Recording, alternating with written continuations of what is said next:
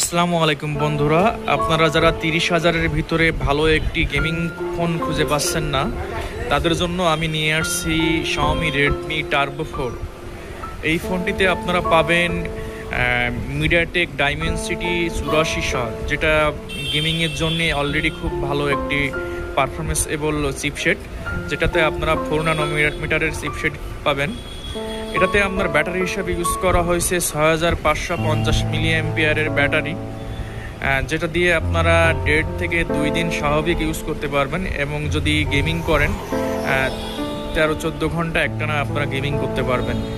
এই ফোনটিতে আপনারা চার্জিং ওয়াট হিসেবে পাচ্ছেন 90 ওয়াটের একটি ফাস্ট চার্জার, সাথে একটি কেবল পাচ্ছেন আপনারা, ডাটা কেবল।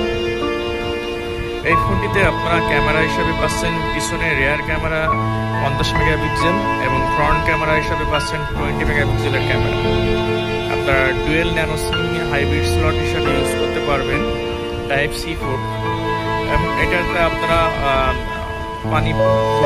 ধুলাবালি প্রতিরোধক হিসেবে আপনারা IP68 পেয়ে যাবেন।